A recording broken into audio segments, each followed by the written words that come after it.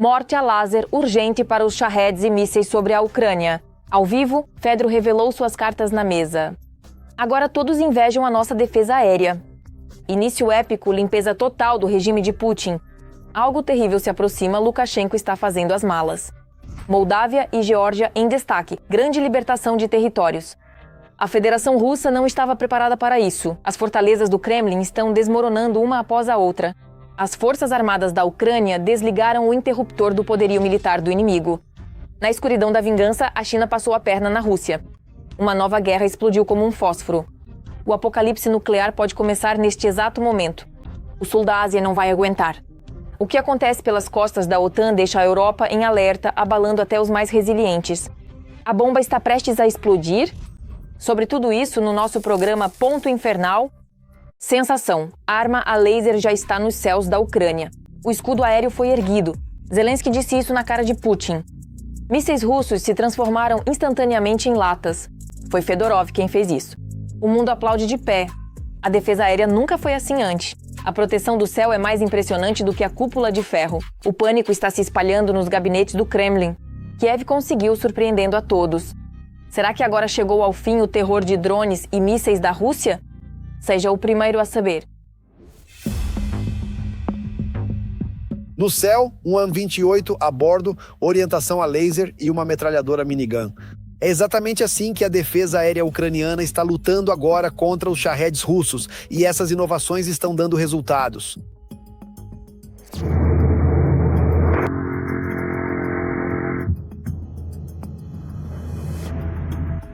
Na manhã de quinta-feira, o agressor realizou mais um ataque combinado contra a Ucrânia, utilizando 420 Shaheds e 32 mísseis.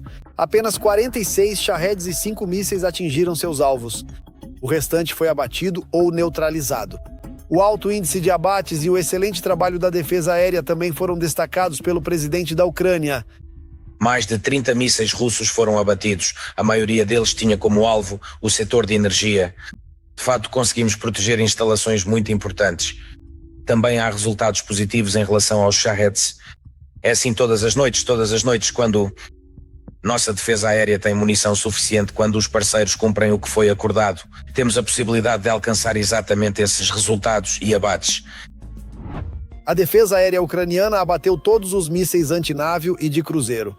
2 mísseis Tsirkon e 24 mísseis Kchen-1. Os russos lançam esses últimos contra a Ucrânia. Na verdade, vem da linha de montagem. Mísseis da nomenclatura X-101, assim como aquelas tortas, saem voando do forno russo. Na verdade, a partir das rodas. Eles estão começando a usá-los. Em janeiro vimos o uso de mísseis que saíram da esteira rolante. No dia 26... A Federação Russa começou a usar mísseis de fabricação de 2026 para bombardear a Ucrânia. E isso não é por uma vida boa. Os ocupantes precisam destruir o setor energético ucraniano a qualquer custo. E graças ao trabalho eficaz da defesa antiaérea, não há resultado. Além do fornecimento oportuno de mísseis PAC-3 por parte dos nossos parceiros, o novo ministro da Defesa, Mikhailo Fedorov, e sua equipe implementaram o sistema After Action Review, que analisa cada ataque russo e permite tomar decisões para fortalecer a defesa antiaérea. Nosso principal foco no primeiro mês foi a defesa antiaérea, como uma resposta rápida aos intensos bombardeios russos. Nossa tarefa era fortalecer o sistema de defesa antiaérea. Para isso, implementamos o sistema After Action Review. Mikhailo Fedorov, ministro da Defesa da Ucrânia. Nas últimas semanas, as forças aéreas das Forças Armadas da Ucrânia passaram a agir melhor. Conseguimos reestruturar alguns aspectos na organização da defesa contra ataques russos em massa.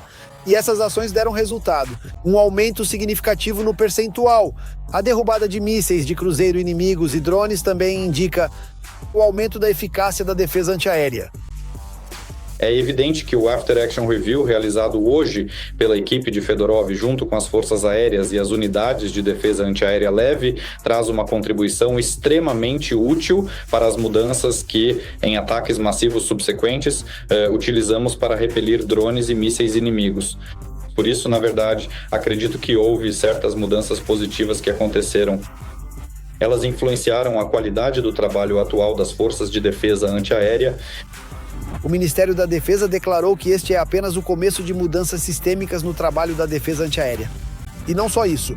Estão planejadas mudanças no trabalho dos interceptadores, grupos móveis de fogo e do componente de defesa antiaérea de curto alcance. E isso significa que os ataques massivos da Rússia serão menos eficazes. Urgente, resta pouco tempo para Lukashenko. Kiev tomou um rumo decisivo. A oposição está saindo das sombras. O aperto de mão dos ditadores foi interrompido ao vivo. Isso você precisa ver. A Bielorrússia está se preparando para se libertar do jugo russo. Moldávia e Geórgia são as próximas. Um sinal claro. Putin está sendo trancado a 7 chaves. O perigo não existe mais. A Ucrânia está liderando o caminho. Um momento histórico. Não perca os primeiros detalhes a seguir. Enquanto a Rússia tenta manter a linha de frente na Ucrânia, a própria geografia da guerra começa a mudar. Kiev está agindo cada vez mais ativamente, onde, até recentemente, a influência de Moscou era considerada inabalável, na Bielorrússia, na Transnistria e na Geórgia.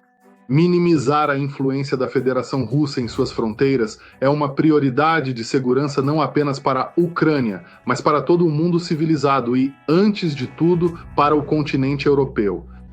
Por isso aqui, os objetivos da Ucrânia, da Europa e, em geral, do Ocidente são absolutamente semelhantes, não idênticos. A Bielorrússia está cada vez mais envolvida na guerra. É justamente de seu território que a Rússia lança drones contra as cidades ucranianas. Ao mesmo tempo, segundo Volodymyr Zelensky, a Ucrânia já destruiu instalações que garantiam o controle desses drones. No território da Bielorrússia surgiram retransmissores modernos para drones Shahed. Através deles, segundo ele, é feito o direcionamento e a coordenação dos ataques contra a Ucrânia. Mas isso não é tudo, pois os ditadores dos países assinaram uma série de documentos no âmbito do chamado Estado da União.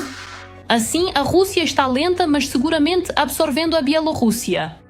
As atuais situações internacionais em meio ao clima tenso, principalmente nas fronteiras ocidentais. É vital para nós desenvolver relações de aliança e parceria estratégica entre a Bielorrússia e a Rússia. Paralelamente, dentro da própria Bielorrússia, persiste a resistência ao regime de Lukashenko. A realização de novas eleições, a reforma constitucional, o apoio à Ucrânia e o rumo de desenvolvimento europeu. Tudo isso são objetivos da oposição bielorrussa. Ao analisar as possibilidades da oposição bielorrussa, assim como ao analisar as possibilidades da oposição russa.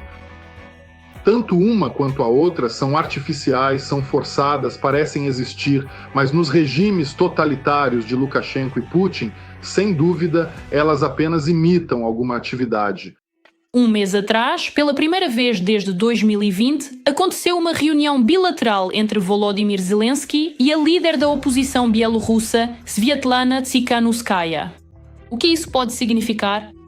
Isso é bom. Após esses comentários de Tikhanovskaya, após esse contato com o presidente da Ucrânia, estabeleceu-se algum tipo de contato horizontal com os serviços especiais ucranianos que começaram a se comunicar ativamente com representantes da oposição bielorrussa de forma regular e não apenas pontual. Para novamente. Mas um possível ponto de mudança continua sendo a Transnistria. Enfraquecida pela crise econômica e energética, a região se viu, pela primeira vez em muitos anos, no centro das atenções de Kiev e seus aliados europeus. Por exemplo, armas militares, gases e eletricidade também. A Rússia não pode ajudar com nada disso. Eles não podem ajudá-los agora. Claro, isso gera sentimentos negativos dentro da própria Transnistria. Naturalmente, muitas pessoas começam a se decepcionar seriamente com a política de Putin e da Federação Russa. Agora até circula seriamente a opiniões em Transnistria de que Putin simplesmente os abandonou.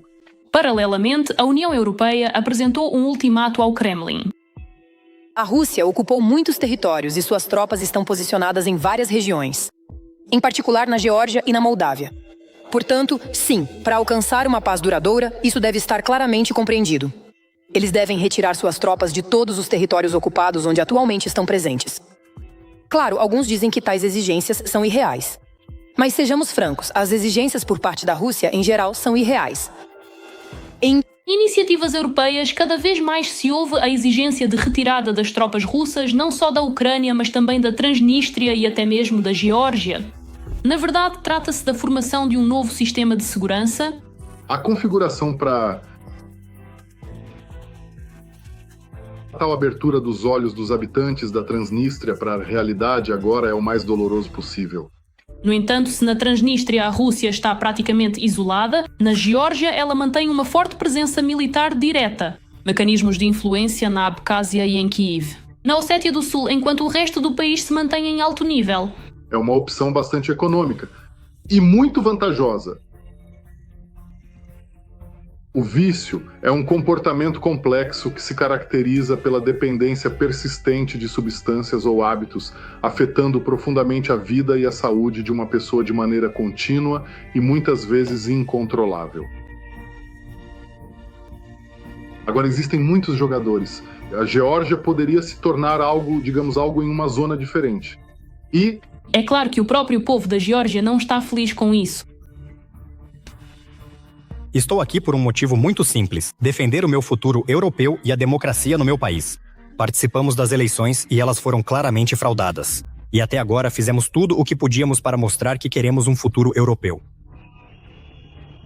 Não queremos fazer parte da Rússia, queremos fazer parte da Europa e pertencemos à Europa. A guerra não acontece apenas no campo de batalha. Hoje, o confronto entre a Rússia e o Ocidente está cada vez mais evidente também fora da Ucrânia. A Ucrânia, onde está sendo decidida a segurança futura de toda a região. Isso realmente aconteceu? Os ataques ucranianos atingiram locais secretos de Moscou e queimaram tudo. O Kremlin está em chamas de vingança, as linhas de produção foram paralisadas. A única fábrica de fibra óptica russa pegou fogo. Nossos agentes fizeram o impossível. O orgulho de Motkinsk ruiu. Putin não acreditou. A China esfrega as mãos e cobra caro da Rússia. Quer lutar, tem que pagar. Os chineses não prepararam uma armadilha para o homem do bunker. Xi avaliou os nossos ataques profundos? Que processo irreversível foi iniciado no território da Rússia? Falaremos sobre isso em instantes. A única fábrica de fibra óptica da Rússia ficou parada por quase um ano após o ataque dos drones ucranianos. Na primavera de 2025, uma série de ataques precisos das Forças Armadas da Ucrânia paralisou a empresa. E desde então, a fábrica não retomou suas operações.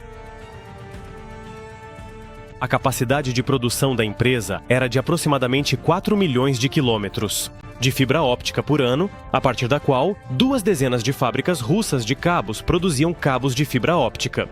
Agora eles dependem totalmente do fornecimento de fibra óptica da China. Enquanto isso, a China está tirando proveito da situação da Rússia. Desde o início de 2026, os preços para os compradores russos dispararam, de 2,5 a 4 vezes. Por exemplo, a fibra óptica popular J652D. No início de 2025, custava 16 yuans por quilômetro. Até o final do ano, o dia 25, em 26 de janeiro, já custa 40 yuans.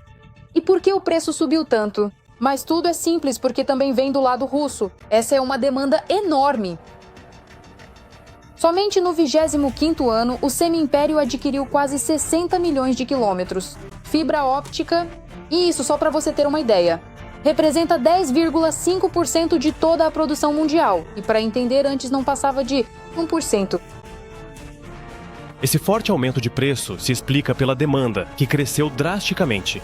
Em particular, Rússia e Ucrânia começaram a usar cabos de fibra óptica para drones, que podem ser lançados a uma distância de até 50 quilômetros. Isso torna os drones invulneráveis aos meios de guerra eletrônica, de supressão. Os fornecedores chineses passaram a exigir pagamento antecipado de 100% e o volume está em dúvida, enquanto as fábricas de cabos russas já não conseguem manter os preços antigos. Como resultado, tudo ficará mais caro. O aluguel de fibra óptica escura, a instalação de novas linhas principais e os serviços de comunicação. O principal risco hoje nem é o preço, mas sim se haverá fisicamente fibra suficiente nos volumes necessários. A tensão no mercado, segundo as previsões dos especialistas, deve persistir pelo menos até 2027. No geral, um único ataque de drones ucranianos e a Rússia ficou sem sua fibra óptica, paga 3 vezes mais caro aos chineses e corre o risco de escassez para drones e internet. E isso é só o começo, porque a Ucrânia está sistematicamente atingindo a máquina de guerra de Putin, diretamente na retaguarda profunda. Só nas últimas 2 semanas, as Forças Armadas da Ucrânia atacaram com sucesso várias fábricas que trabalham para a indústria militar russa. Em Saransk, um drone atacou a fábrica Elektrovy Priamliach. Em Dorogobuz, drones ucranianos destruíram uma fábrica química onde era produzida nitrato de amônio para explosivos.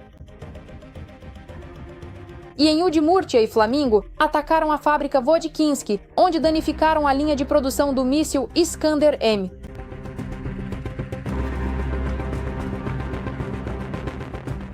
O ataque à fábrica Vodkinsk foi extremamente doloroso. Em particular, foi justamente após esse ataque que no Kremlin começaram a falar sobre o fato de que Putin quer clareza quanto à proteção do complexo militar industrial russo. Temos um país grande, muitos alvos precisam ser protegidos, mas não pode ser que onde quer que eles ataquem, consigam atingir e causar danos. Será que o único lugar que conseguimos proteger até agora é Moscou? Mas nem tudo é tão simples assim, diz uma fonte no Kremlin.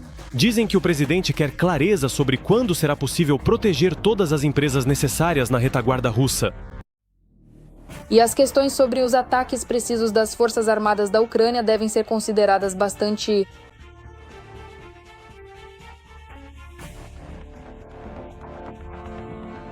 Todas essas ações e medidas tomadas podem ser plenamente justificadas por meio de uma análise detalhada e cuidadosa de todos os fatos e circunstâncias que foram apresentados anteriormente neste contexto específico.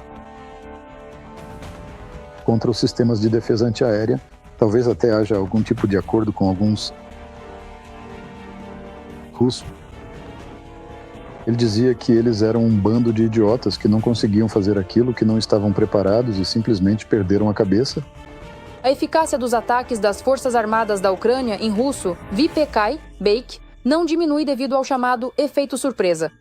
A fábrica, tal como era, ainda está de pé, e se tivermos a oportunidade e os meios, seja uma fábrica militar, um complexo de refino de petróleo ou de armazenamento de petróleo, é lá que direcionamos o ataque. E nós registramos isso, e toda vez que é especialmente agradável. Isso é uma surpresa para os russos. Apesar de a Ucrânia ter atacado várias indústrias militares russas, e aqui já é difícil justificar tudo com eficácia. Surpresas. Bem, temos uma coisa interessante sobre isso, dizem Budanov, na época em que ele era chefe da diretoria principal de inteligência e não trabalhava no gabinete do presidente. Ele disse que nós sabemos como eles fazem os reparos, nós vemos tudo isso. E quando o trabalho está quase terminado e eles já estão prontos para cortar a fita na inauguração da empresa reparada, nós lançamos o próximo ataque. Portanto, as perguntas das autoridades russas, que não conseguem entender por que, após vários anos de ataques sistemáticos, a Rússia ainda não encontrou uma maneira de resistir a esses ataques, são bastante lógicas. Por isso, como dizem os próprios russos, não é tudo tão simples, pois até o fim não está claro se eles não conseguem resistir aos ataques. Ou se é por algum outro motivo. Eles não querem. Catástrofe nuclear urgente, nocaute global total.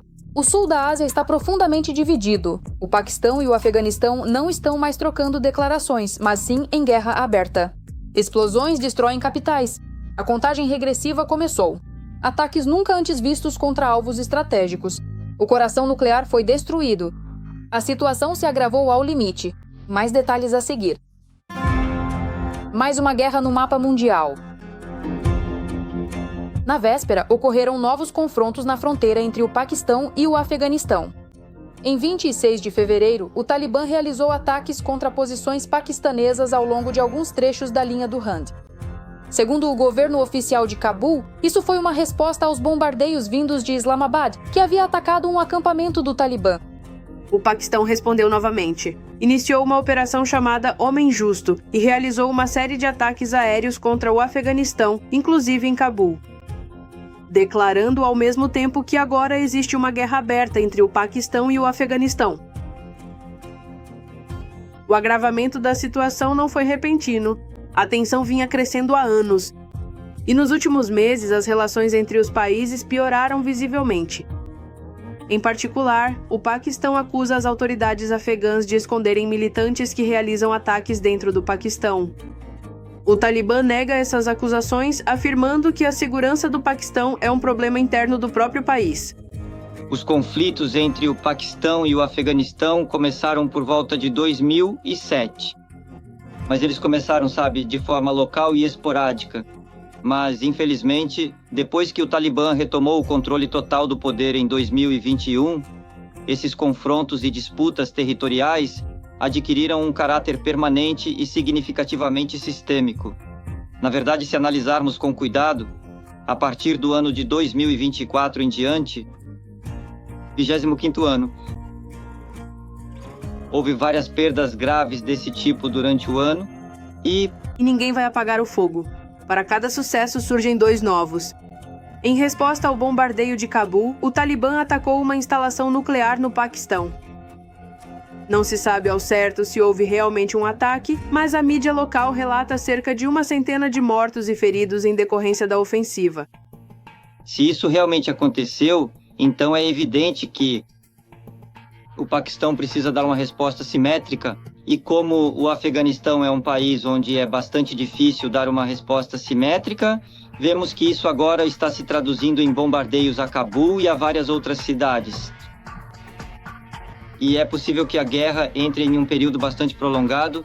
Se tudo evoluir para uma fase de guerra aberta, é provável que em breve o Talibã recorra ao seu antigo aliado, a Rússia. Mas será que vão ajudar lá? Provavelmente não.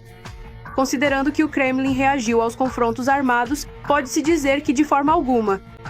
Confrontos militares diretos entre o Paquistão e o Afeganistão não são promissores. Nada de bom. A Rússia espera que essas hostilidades cessem em um futuro próximo. No entanto, ninguém no mundo espera que Putin entre na guerra. Em primeiro lugar, o Kremlin abandona abertamente seus aliados em tempos difíceis para eles. O ditador sírio Assad e Maduro da Venezuela não me deixam mentir. Em segundo lugar, simplesmente não há ninguém para apoiar fisicamente os talibãs. Ninguém. Além disso, ainda há o fator China. É perfeitamente possível financiar o exército, mas não haverá um apoio direto e sério. Ainda mais porque a Rússia tem seus próprios interesses estratégicos com o Paquistão. E, aliás, aqui existe mais um nó complexo, porque o Paquistão está agora desenvolvendo ativamente suas relações com a China. O cessar-fogo concluído entre o Afeganistão e o Paquistão é realmente instável. Em outubro do ano passado, ele rachou. Saberemos muito em breve. Por ora, fica claro que nenhum dos lados tem intenção de parar. Portanto, a fase ativa da guerra pode eclodir em um futuro próximo. Neste exato momento, o Kremlin realmente fez isso. A Europa está em desespero, mais de 150 sabotagens e ataques em toda a UE. Putin foi pego em flagrante. As redes de agentes se espalharam até mesmo onde a segurança é do mais alto nível. A guerra híbrida de Moscou está atingindo um novo patamar e as consequências podem ser catastróficas. A Europa prepara um contra-ataque, enquanto o bunkeriano arranca os cabelos. Uma armadilha da qual dificilmente conseguirá escapar. Vamos assistir. A Rússia está atacando a Europa. Desde o início da guerra, em grande escala na Ucrânia, o país agressor realizou cerca de 50 ataques híbridos em países europeus. Os ataques híbridos incluem tentativas de assassinato, por exemplo, contra opositores e agentes de serviços secretos que fugiram, ataques, sequestros, incêndios criminosos, explosões, sabotagens, vandalismo e perturbação da ordem pública.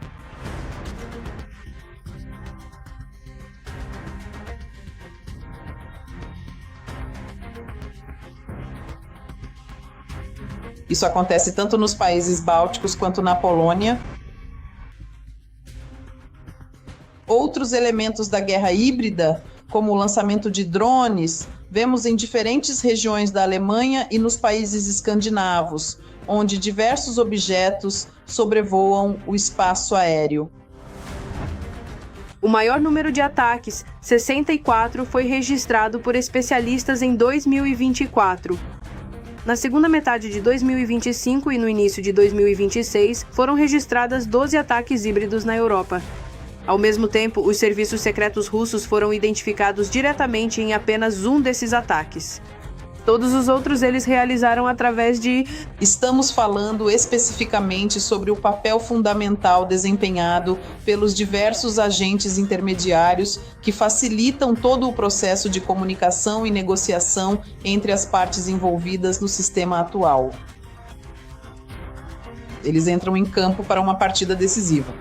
Contra a Europa hoje, 31 sabotagens foram registradas na Polônia. Logo atrás vem a França, onde desde 2022 ocorreram 2 dezenas de sabotagens. Depois, em ordem decrescente. Na Lituânia e na Alemanha, em 4 anos, houve 15 incidentes em cada país. No Reino Unido, 12. Na Estônia, 11. No total, participaram 172 executores. Um pouco mais da metade deles sabia por quem realmente estavam sendo coordenados.